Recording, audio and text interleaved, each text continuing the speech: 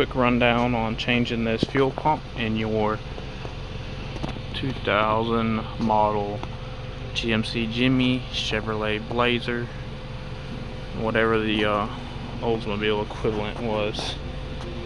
Anyways, you're gonna need these hammer and something to knock the ring off with when you get it out of the car. You see the ring here, and get the ring off, you'll have to press this out of the way. You probably want to give it one hit so it's resting against this, and then move this out of the way and it'll stay out of the way. Now to get the tank out, you're going to need a deep 15 right here. I know you don't need a screwdriver this long, but that's what I use to get the clamps from the hoses. As you can see right here, you're gonna have these two hoses to remove here. They're just simple worm clamps like that, both of them. And these are probably going to be stuck to your gas tank, so this is what I use this hose pick for. So something like that, similar, so that you can get up underneath the rubber when you need to break these loose, because you're going to need to break them loose, and that helps to break them loose, and then you can twist them, get them loose.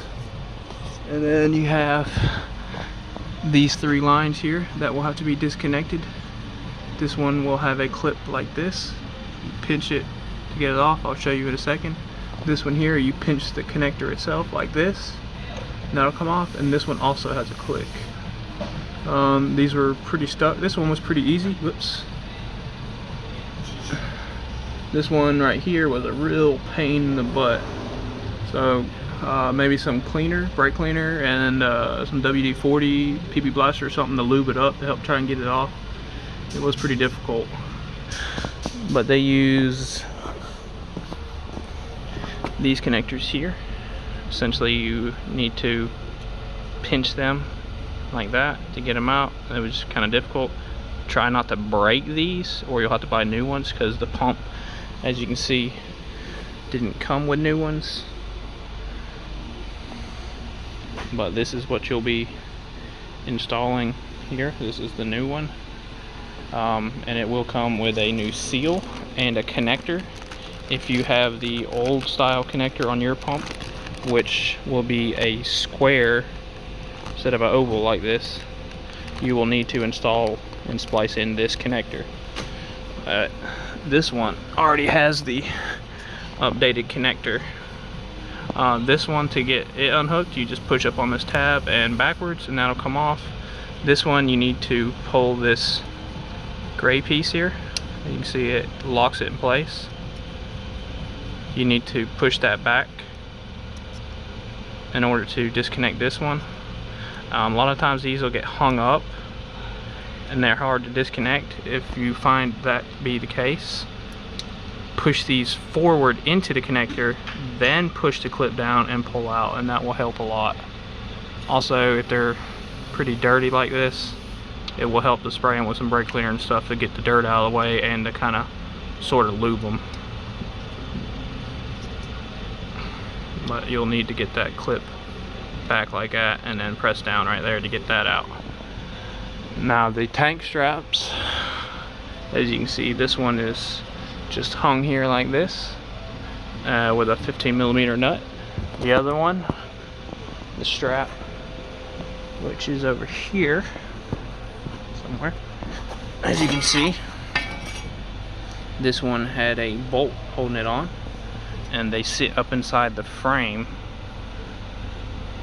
and you pretty much just are going to go like that, push them up, and then slide them out of the hole. So they're going to be stuck down in the bottom, so you just need to push them up and bring them out of the hole. And this is the front one, a little bit smaller, but same. As you can see, it's got the same connection. Depending on how heavy your tank is, obviously you're going to need something to hold the tank. Obviously I use this jack, but if you're doing it on the floor, you can use maybe a floor jack once you get these out of the way. Maybe you put a If you could put a jack stand here and there, and then get those out of the way, and then use a floor jack and a 2x4 long ways, and then that would lift it up maybe.